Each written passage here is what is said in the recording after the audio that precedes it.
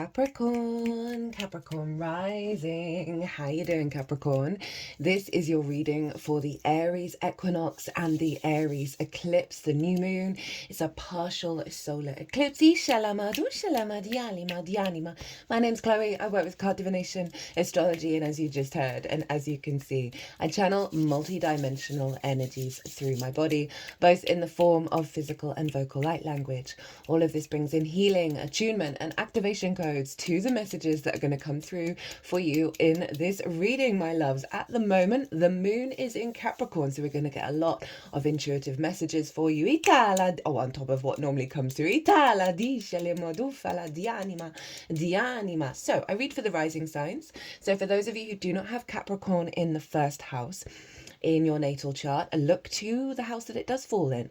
Look to the themes of that house, and you want to apply those themes along with all the other meaning you've got going on in the sign of Capricorn to the messages that come through, because it will be as if that Capricorn energy has now energetically moved to the first house. So when I talk about the astrology for the rising sign, it will always still link in. You've just got to add on your own natal chart Capricorn meaning on top of it.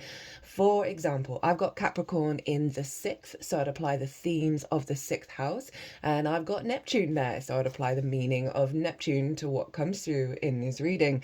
As always, take what resonates, leave what doesn't. So there is a collective reading. That's always the first reading that goes out, and I tapped into the most integrated and expansive intention of that Aries equinox, pulled some collective tarot cards, and did the same for the Aries eclipse, and really got into the astrology of it all and really broke down that in a lot more detail. Some big channeled stuff came through. I had a channeling that happened that has never happened on this channel before, and it was quite blew my mind. So if you want a deeper understanding of both the spring equinox energy, the Aries equinox, and that energy takes us up to the Cancer solstice, right? So it's about 3-month energy boost. And the eclipse energy, it's the final eclipse in Aries, and it's serving us up until the Aries full moon. So as I said, if you want a deeper understanding of the integrated intention behind this energy, right, that you can then apply to all the areas that it shows up in your nuanced life, pause this video, go watch that, and come back and see what's showing up for you specifically for Capricorn, as that collective reading acts as a baseline. Right, so Capricorn, where is this happening for you? This Aries energy, this is all happening in your 4th house of your roots and your foundations, your ancestors, both blood and soul lineage, the roof over your head, your parental figures, and the things that you do in private. I like to envisage a tree in the natal chart, right? And the 4th house is that root system. And basically you can chop down a lot of the tree, and as long as that root system's still good, it will, ooh, there we go, it will rebirth itself. So that 4th house is really important to understand how, both like your figurative foundations. What does safety and security mean to you? What are your baseline energy that you want to build from? We can get a lot of trauma here in the 4th. We've got the ancestors, right? And not only is it wisdom, but it's also the wounds, as well as the parental figures, and right, the things that we learn in our early years that act as, you know, that feed into the root system that maybe we don't want when we grow up. Maybe we've evolved beyond that. And so every year with the spring equinox, with the Aries equinox, I'm going to focus more on the spring equinox because I'm here in the northern hemisphere, and this is when the vibrant earth energy, when we are now equal day, equal night, but now the day is longer than the night. So the day team have taken over, the sun has taken over for half of the year. So it's the outward yang manifestation. It's the go, go, go, go, go. It's the creation energy. It's the vibrant, putting that creation energy to action, to manifesting. Going out in the world, you might find yourself just being a little more external in your nature. And every year you get this boost in your home, in your root system, fresh, vibrant, spring energy, fertile energy into your home, into your roots.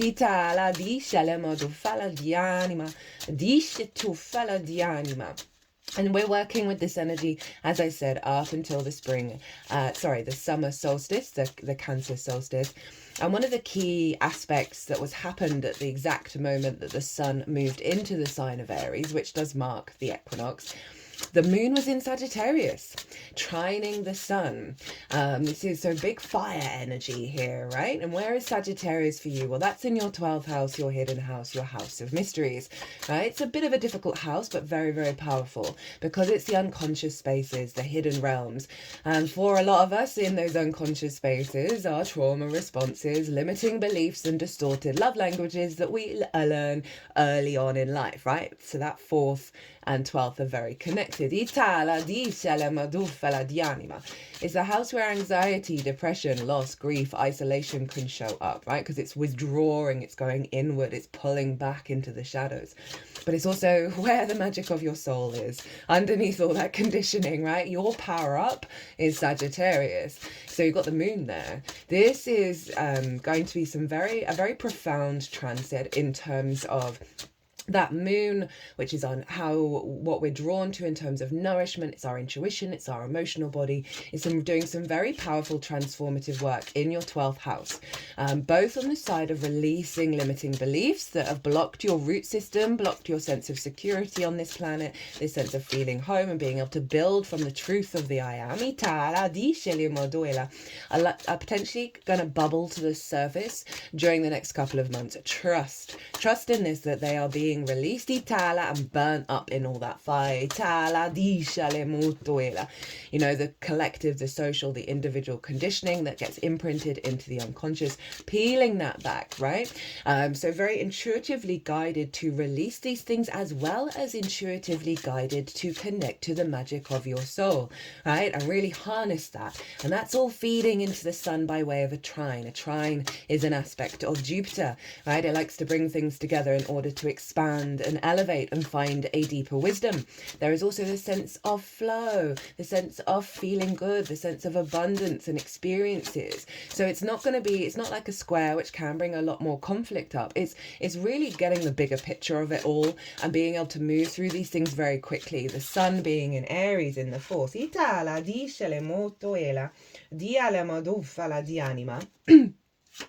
is giving you this clarity, this sort of impulse to get back to the truth of you and not the conditioning, and really feed that into your root system. You may get a lot of vision, a lot of clarity while you're at home about what's going on behind the scenes. And so they're working together. They're sort of bringing the magic into your sense of self. That's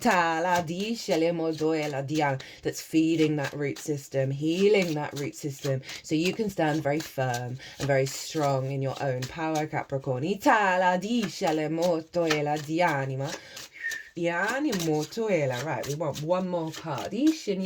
Now this Aries energy is one of the most powerful energies we are working with this year, along with Pisces and Virgo. These are the main pivot points. These are the main sort of like power points of energy that we're working with, because at the time of the spring equinox, Mercury and Venus were both retrograde in the sign of Aries. So this does bring a sense of deepening, but also a going back and forth over certain things when it comes to Venus and Mercury. I've done a Venus retrograde transit series. Go check that out if you want to go even further into the Venus side of it. I pulled cards for the Mercury retrograde in the Virgo full moon. I didn't do a whole transit for that because so many of the themes in the Venus retrograde were very, very relevant to the Mercury retrograde. So, and there's just so much astrology right now and so much going on in my life. I just did not have time to do it, but that's all there. And they're the first 2 out of 4 planets that are retrograding in Aries and moving back into Pisces. So we've got a real focal point here this year. Very transformative into the I am of unconditional love. But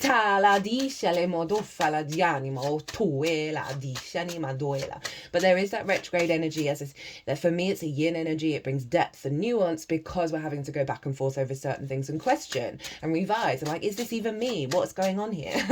You know, that kind of stuff. So that's kind of baked in to the strengthening of your foundations by letting go of a lot of stuff and bringing depth and nuance to your understanding of what that means and how you feel the vision and the clarity of who you are really coming to the surface, but it is going to dig up some old wounds potentially. But trust that they are the blessings.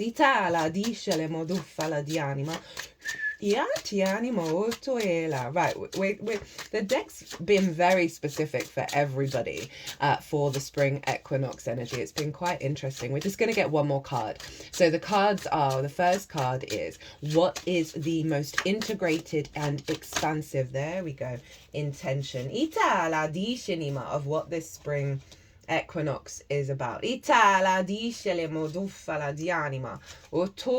bonus card. And then this is going to be what to channel, what kind of frequency to embody to help facilitate this intention. Right, so big reveal, the most integrated and expansive intention of that Aries equinox energy that you're working with over the next couple of months. Ace of Pentacles. Aces have turned up for nearly everybody, and I'm not surprised. The energy of this year is so reboot.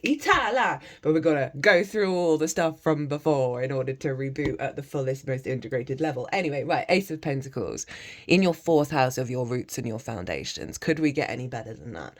Right, a sense of renewal. This card I always link into heaven on earth or new earth, right? We're not here to escape. We're here to bring integrated frequencies into the planet, right?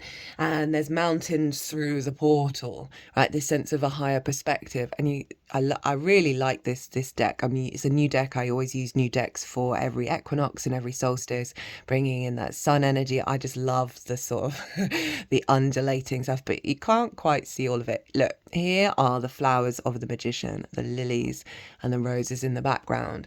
So and Mercury was retrograde at the time in your 4th house of, you are recalibrating back to your capacity to manifest in the 3D world, unique to your I am. A new way of envisaging your root system, a new way of feeling safe and secure, but with fresh energy for you to create beyond the jaded past. For some of you, this may be about finding a new home, a new literal home, as well as just generally the sort of metaphysical transformation of you feeling grounded, supported, and feeding nourishment into your incarnation and being able to build from the bottom up. Right, what to channel, what to focus on to help facilitate that Ace of Pentacles. We have the 5 of Cups and the 7 of Wands in reverse. So the 5 of Cups, this is the grief card, right? Of looking at that which is no more. The 3 of Cups, the joy, the happiness, the love.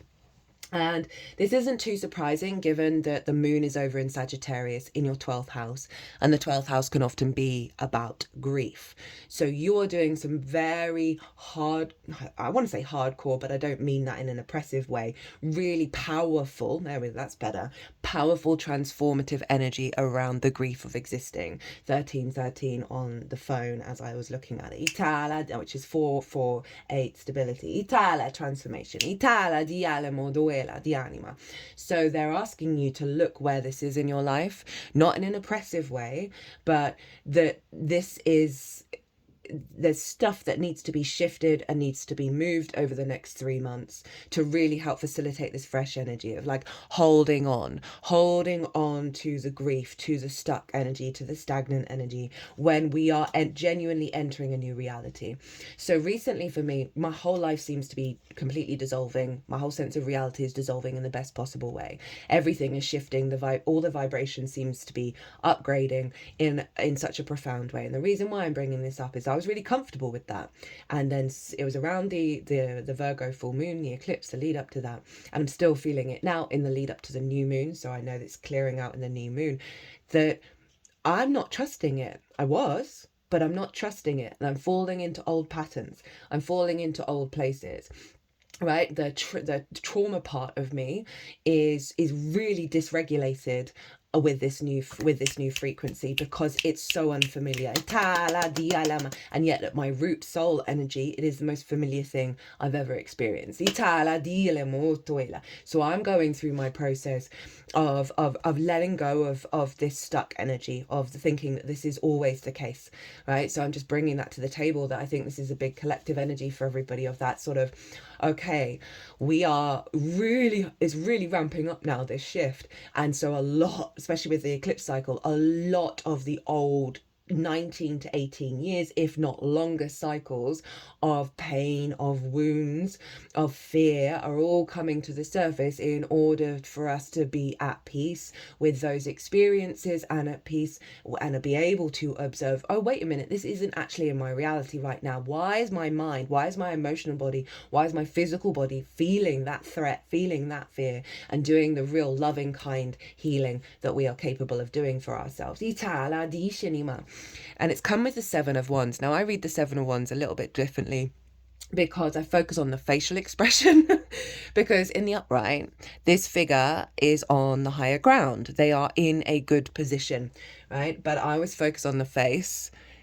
And, this isn't the traditional Rider-Waite. It's very, very close to it, but very similar facial expression of absolutely bricking it, having no construct or awareness of their good position, i.e. they do not know that they are of value. They do not know that they are in their own power, right? And that this is a collective energy that we're all working through, but it's come in reverse.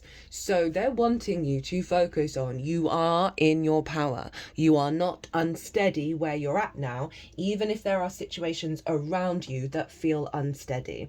And through this process of the releasing of the grief, right, and stepping into the awareness of your sovereign nature, your I am nature, and how that is loved, that is supported in every way. Maybe have a little meditation, bring in your support team, your guides, and really tap into feeding that into your instincts, right, into that Aries energy.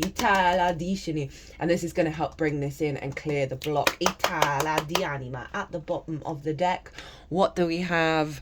We got the Four of Pentacles. Oh, I love this. I love this card so much. So again, another card that I read a little differently. This card for me is about us, and when it shows up, it's letting you know that especially as the root, the intention behind this figure is protected, right, by these pentacles, right, which is a sign of Venus. And all Venus wants us to do is create and feel good in the 3D world. So, but there's a protection energy all around this figure, and they are being blocked from the city, from the collective energy. So they are operating and building from a place of sovereignty, crown, and security, four, and really building from their frequency, from their foundations, and not the distortions from the outside world. So that really ties in with everything that's already come through in this reading in regards to this. The intention of this spring equinox is to get you in your power, death card underneath, of letting go, and this is Mars in Scorpio, of really allowing this time frame to do some very powerful work that is fundamentally reorientating you to your seat of power. I'm going to pause and write that down. That's a good tagline. 18:08 on the clock when I paused. Oof. Whoa. All right, Capricorn. Love this. Okay, so the Aries eclipse. It's happening on the 29th of March. The next day, Neptune's moving into Aries, so it's quite fascinating. The astrology right now, I cannot wait to do the Neptune in Aries transit. That is blowing it. That is, woo, we create our own reality, guys. Right, so this eclipse, again, in your 4th house, and it's the final Aries eclipse. It is a new moon, which marks a big new beginning and a closing out of the whole eclipse cycle of Aries and Libra. Now, the astrology is very similar. We've got a lot of crossover between Aries and Pisces. I didn't mention with the spring equinox, but the sun at 0 degrees was basically conjunct Neptune, the North Node, Saturn, all over in Pisces. And so they're blending with each other, not only with the retrogrades, but also the alignments alignments. This moon's at 9 degrees exactly of Aries and still very closely conjunct Neptune and Venus that now with the moon, the North Node and Saturn. So, oh, no, that's too many. Do love this deck, but it's very slip and slide.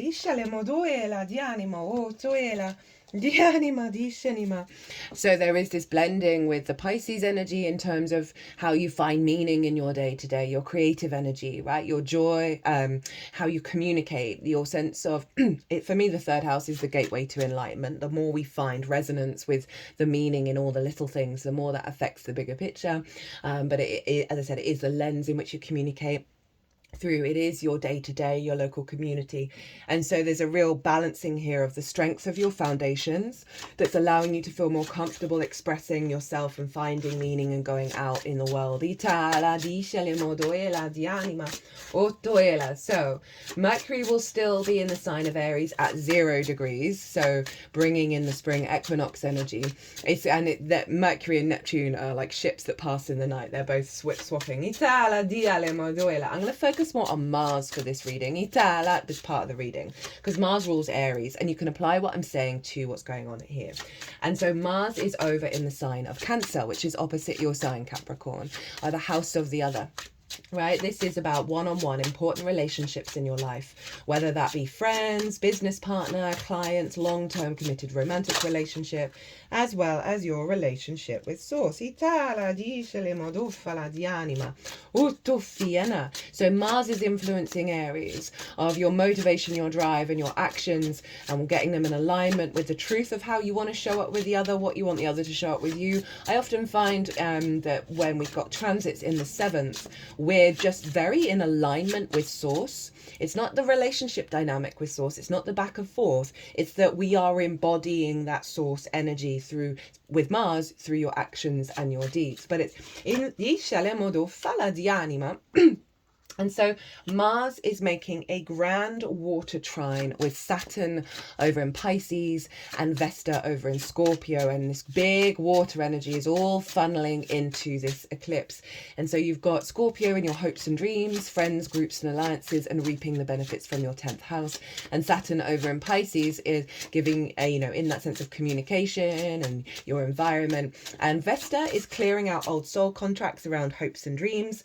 Mars, as I said, is getting you to understand like what drives you in terms of the other, right? Good, unintegrated energy or integrated energy, and Saturn's getting us to be mature, responsible, committing to the magic, right? And so all of this is funneling this sense of recalibration around your motivation and drive, your instincts towards your hopes and your dreams, this sense of, the sense of stepping up to your own incarnation and your own meaning that you find in your day-to-day. And all of this is funneling into your 4th house, into your sense of how do you feel in the world, right? That can bring up certain perhaps discomforts around the other, or hopes and dreams not manifesting, or finding a little bit of resistance in the meaning in the day-to-day. And know that that is bringing those things up to let you know what's not real, and they want you to focus on your fire energy and your instincts of how do you want that all to look. How do you want to build in regards to the themes of those houses? Where is the I am of you being blocked in that way, right? Of how you show up in groups, how you hope and dream, how you respond to the other from a place of sovereignty. Now, not only that, but Mars is squaring Chiron at the time of this eclipse.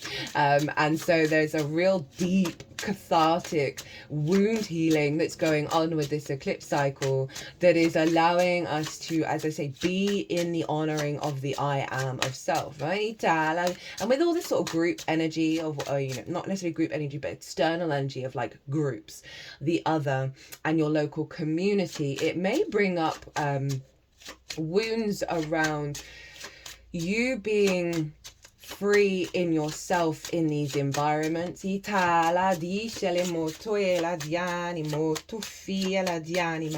really trust in that, where there may be moments where you feel unstable, right? Trust that the eclipse is shaking this into action, that fundamentally you are being courageous, being allowing yourself to, this will help you go into spaces that may feel uncomfortable, and you'll be able to stand in your power and not get dysregulated on an emotional level, because we're doing this huge clearing out with the water body, which we were doing at the end of last year as well. And just so in awe of the astrology and the support that we get along our journey, that there's a revitalization around your understanding of how you stand firm figuratively and literally in this incarnation. And it ties into this Ace of Pentacles of that manifestation from a place of strength.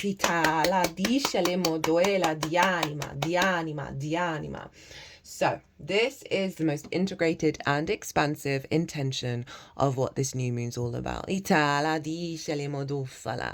hello. We have the Strength card. All the energies like that little light play. So the Strength card is all about the blending of our higher self with our instinctive nature through love and kindness. There is no battle here, and that's one thing I didn't quite bring fully through in the collective reading, but I'm going to do it in the oracle reading, is we don't have to do battle. Just because it's Aries doesn't mean that the fight is on, right? So this is how we activate the generator within us with that infinity symbol, is this deep love, this deep unconditional love of this feels like a very powerful period of time for you recalibrating your instincts with a higher perspective. And the only way through is love and kindness, is the finding the courage, the strength to be vulnerable and still be in your power. Now this is the Leo card, right? And Leo for you is over in your 8th house. And the 8th house is about the outside world's resources and your interaction with them. It's the give and exchange between you and anything other than yourself. And so at a fundamental, it's very, very psychic house as well. So at a fundamental level, you're getting a lot of support from Source in your relationship with Source, in the resources of Source, to help soothe the wounds of this pair and bring them into a state of unity and reciprocity, right? Being open to give and to receive in a healthy way. And we learn a lot of love languages from our parental figures, from the ancestors. And that's not just romantic love, that's with any interaction with the outside world. So I really love that sort of clarifying energy around what that Aries eclipse is in terms of your home, your root system, is that, oh no, we're doing some deep healing around reciprocity.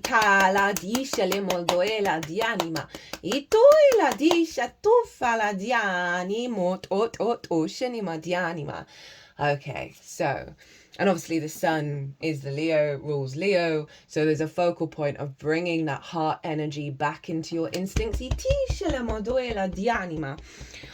What to channel in order to help facilitate that strength card. Lol, we got the 2 of Cups. This is showing up a lot. This is really beautiful. The deep union of self, masculine, feminine, spirit. We have all of that within us. It's not sex specific. For me, this card, even though it's Venus in Cancer, this is a Lilith card for me, and Lilith is opposite Mars, squaring Mars at the time of the Aries new moon, also square opposite Chiron. So I talk about this in the collective reading because these are equal height. There's respect, honor, and dignity here. There is an openness to receive and to give. There's a level of trust. And it's so powerful, and it's so rare for this to truly be real, because we can struggle with trust. We can struggle with genuinely being in our power around other people, or being too much and taking up the space, whereas this is balanced. This is the union. They're wanting you to focus on love and being open to receive while still respecting yourself and respecting the I am of those around you. That's the nub of it. That's the key with the Aries energy, is not only to respect your own I am, but that of other people, right? So often we can get in our heads around relationship dynamics of, you know, rather than being open and communicative about our needs, our wants, our emotional desires, all of that kind of stuff.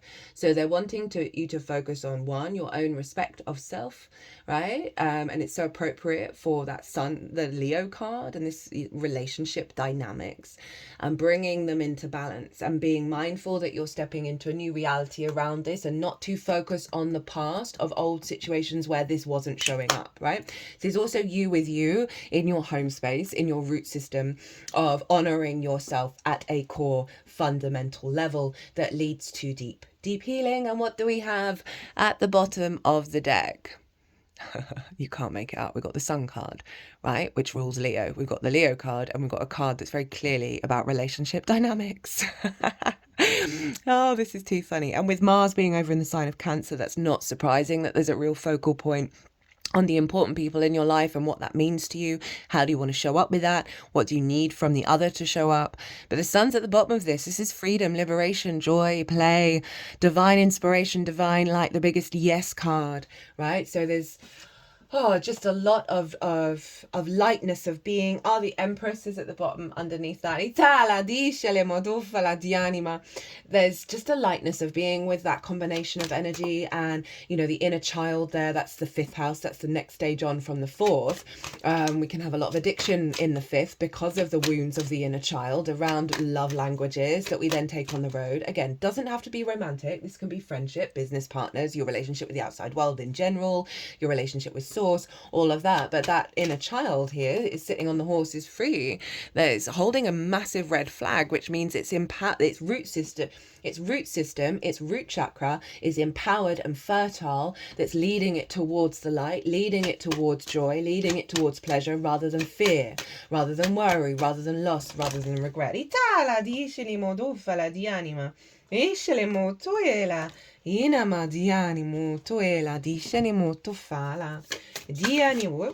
no, that's 2. We just want the 1. Okay, I'm getting the oracle cards now for the tail end of this reading, Capricorn.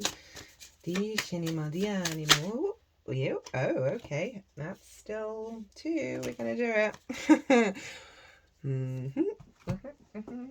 Sorry, I just saw what was at the bottom of the deck as well. I was like, that doesn't come up very often. Okay, what are we doing first? Let's do this one.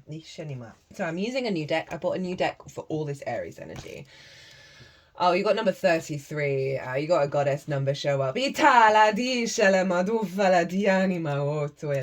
this deck is called the Hero's Journey, and that is very much the vibe of Aries.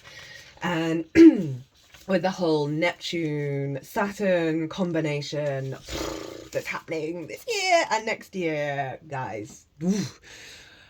Can't wait. Okay, so number 33, discover your superpower, access 100% of your mojo. If you ever meet someone brave and powerful enough to walk with you directly through your most unconscious wounds and shadow caves, someone with the stupefying courage to see through the chinks of your armor and then help you take it off, love them, because they have done something for you which is impossible to do alone. They will show you the treasure you've been seeking all your life, and they can do this because they aren't afraid of your fear. I mean, that's moved me at such a fundamental level. That's a quote by Jacob Nordby, who I have no idea who that is. And even though it was saying about someone else, I was also very much getting the frequency of you doing this for yourself, you connecting to your higher self.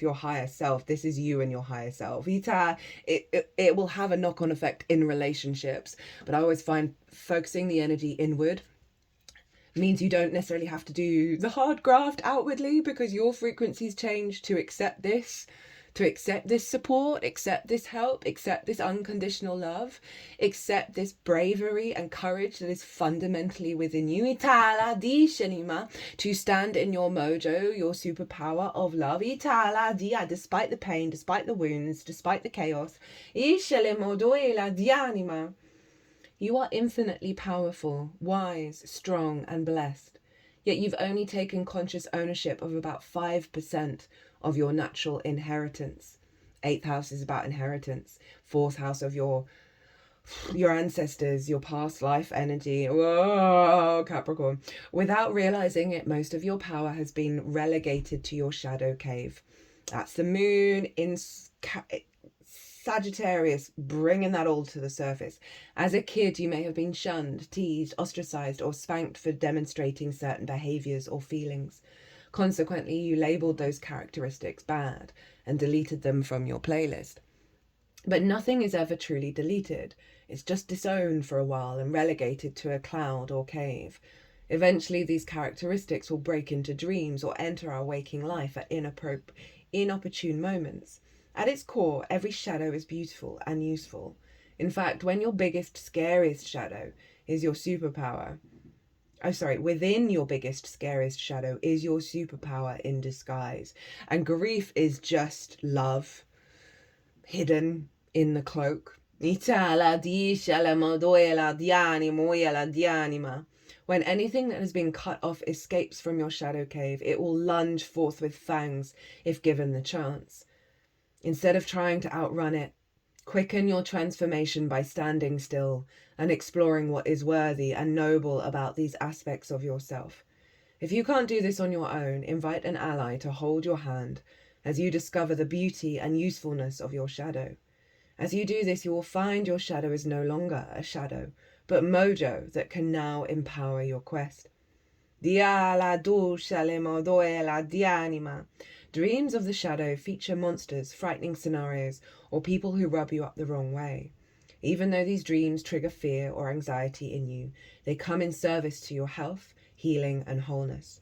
Your dreams have a no shadow left behind policy and are helping you love all of you, so you can have a whole-souled experience. Mantra.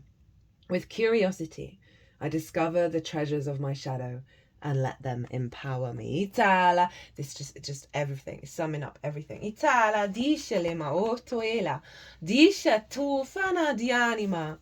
Ooh, which one first? Okay, disha liana moyana, itanima, shanima etanama. So first up, this is from the Wild Unknown Animal deck. We have the oyster, patient, secret keeper, hiding inner treasures. The focus and determination of the oyster is unmatched. Anything an oyster personality puts their mind to, they achieve with grace and charm. The only problem is, oyster types often take their inner gifts for granted. They become shy or doubtful, and this can lead to withdrawing or protecting their deepest desires and life's work. When the oyster card appears, it's important to reveal your inner treasures. And it's all of this. It's that new in the 4th house of what is it that you actually want to build in this life? What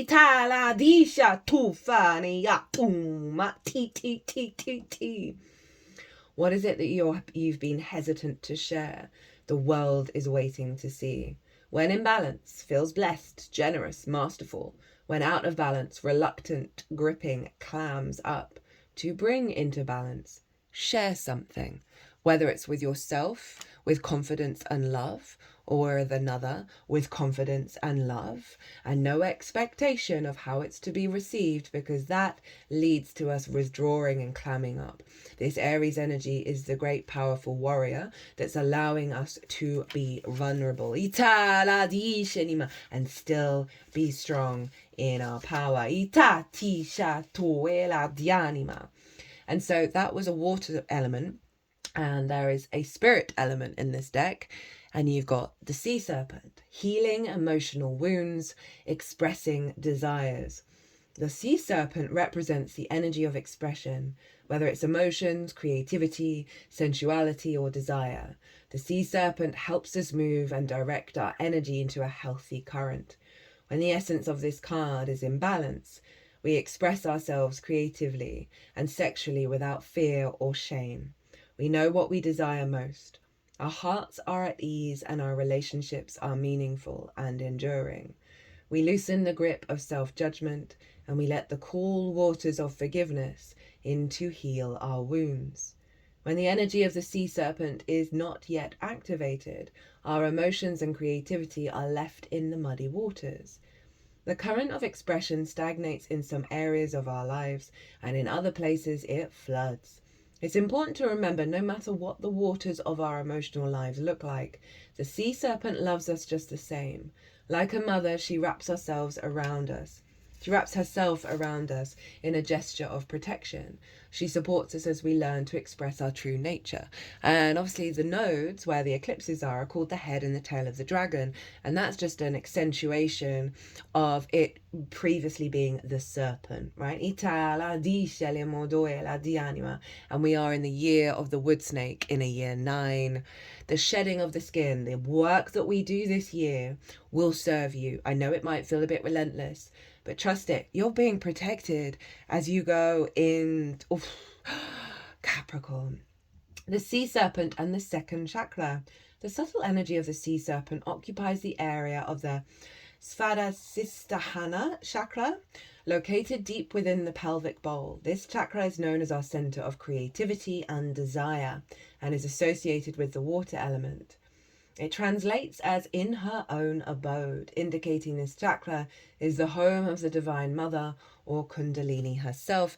And you got those two, in the Two of Cups, we have the two serpents that represent the one, the caduceus of deep healing, as well, 40-40 on the clock, another 4s again, Dhyala, as well as the Kundalini energy. Now, let's just, at the bottom of the deck, we've got the golden egg, which came up in the Virgo full moon oracle reading. I'm just going to very quickly read the buzzword. Well, actually, these ones don't have buzzwords.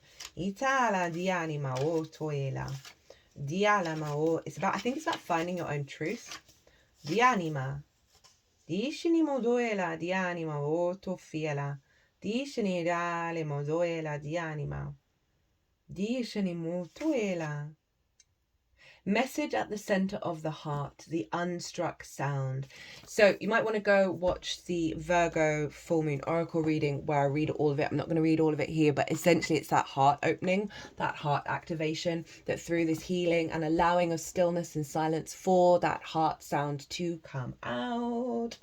At the bottom of the deck for this one, we got the magic zone, the exhilaration of discombobulation. So trust in the process. It's bringing in more magic. Even if you're feeling a bit all over the place, trust that you are recalibrating, even if you don't have all the answers. Right, Capricorn, what a reading. Woo! Be good to yourselves. Be good to those around you. Safe travels and be well until we meet again.